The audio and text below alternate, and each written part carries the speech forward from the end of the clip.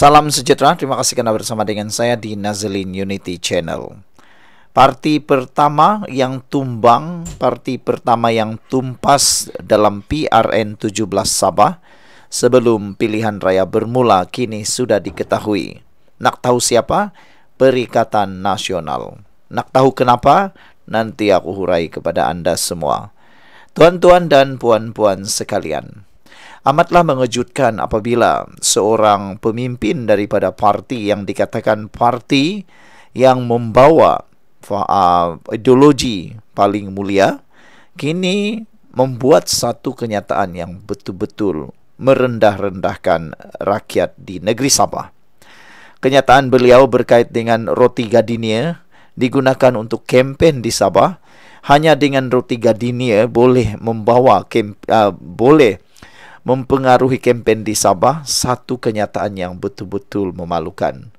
Kalau sebelum ini orang Sabah selalu cakap RM50, RM100, RM200 dan ada juga RM20, semua itu disebut-sebut setiap kali pilihan raya.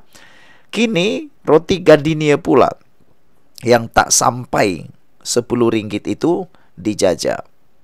Tapi ini betul-betul paling memalukan lah. Baiklah, kenyataan daripada pemimpin ex-Kopas Kedah itu kini tular di media sosial, kini tular di Sabah. Semua pengulas politik di Sabah termasuk saya mengambil kesempatan untuk meluahkan perasaan marah, geram, benci dan sebagainya bagi memperbetulkan kenyataan itu. Saya akan bantu Anda semua bagi yang menonton video ini untuk menerangkan bagaimana perasaan kami di sini dan bagaimana sebenarnya di Sabah ini. Sebab saya rasa masih ramai orang daripada Semenanjung Malaysia tidak pernah menjejakkan kaki di Sabah.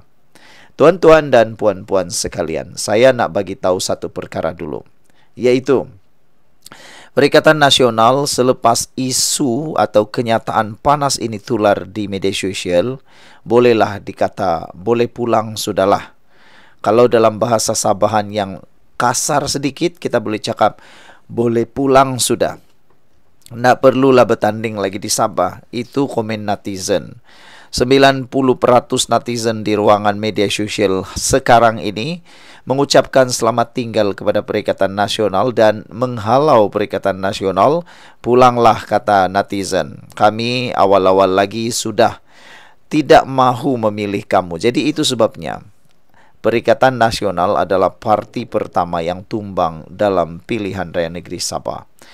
Kesilapan ini bukan kesilapan yang besar. Meskipun mungkin pemimpin itu memohon maaf kepada rakyat Sabah, saya rasa itu tidak dapat memulihkan kerosakan yang sudah berlaku. Tuan-tuan dan puan-puan sekalian, PAS khususnya yang bertanding di 6 kerusi di Dewan Undangan Negeri Sabah, PRN 17 Sabah, bolehlah bungkus ataupun bolehlah mengemas barang malam ini, pulang sajalah, kata netizen. Ini apabila berlaku kesilapan sebesar itu sehingga menggores perasaan dan hati rakyat di Sabah. Baik, saya nak beritahu cerita kepada rakan-rakan di Semenanjung Malaysia bagaimana sebenarnya di Sabah. Pertama, betulkah orang Sabah ni tidak pernah makan roti gardenia? Sampaikan YB daripada PAS itu menyatakan bahawa kempen di Sabah bagi gardenia cukup. Lucu, bikin geram. Orang Sabah bilang beginilah, bikin panas, tapi lucu, tapi entahlah. Saya mau bagi tahu sajalah. Daerah saya nih di sini, di Pitas. Daerah saya antara daerah pedalaman di Sabah. Tapi kalau mau tahu, kami pernah makankah roti gardenia? Aduh, ini soalan paling memalukan lah. Saya nak bagi tahu, di daerah saya yang pedalaman ini pun, semua rakyat di sini sudah pernah nampak, makan dan rasa macam mana itu roti gardenia.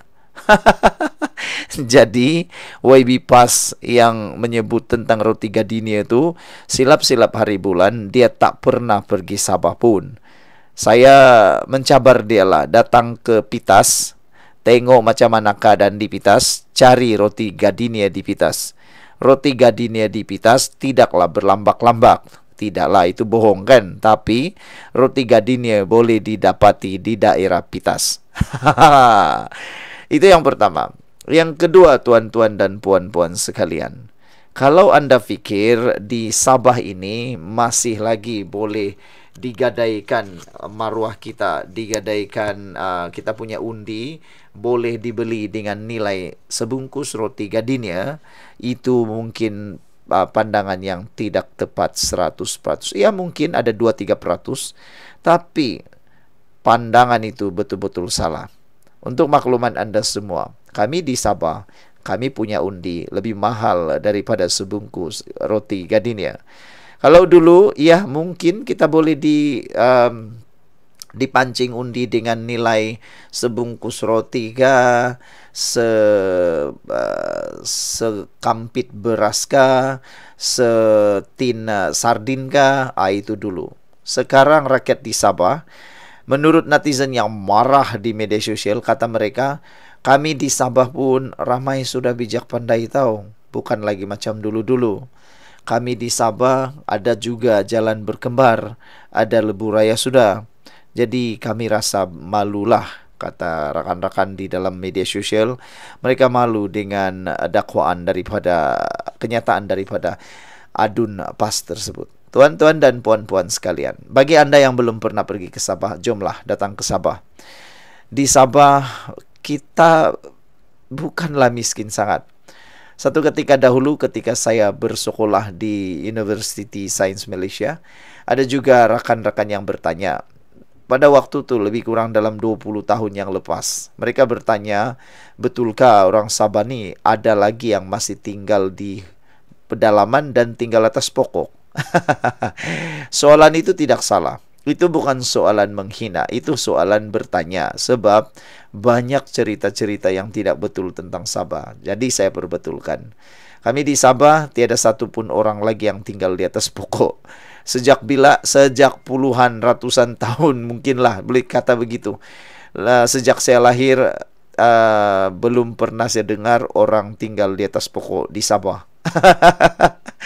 Jadi saya rasa itu satu tuduhan yang mengelirukan lah.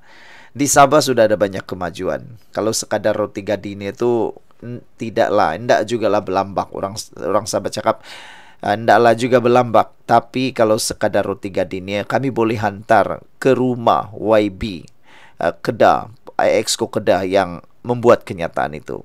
Kami di Sabah sekarang ini panas dengan kenyataan itu. Dan ada juga yang mencadangkan supaya kita patak-patak, orang Sabah patak-patak dalam bahasa lebih mudah dipahami, kita kongsi-kongsi duit, beli roti gardenia, hantar di rumah YB Kedah tersebut.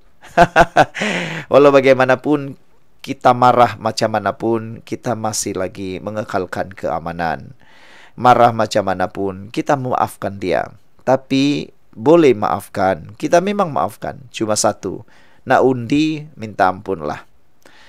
Minta ampunlah, kami tidak akan undi orang yang menghina rakyat Sabah. Sekian untuk kali ini. Jangan lupa tinggalkan komen Anda. Bye-bye.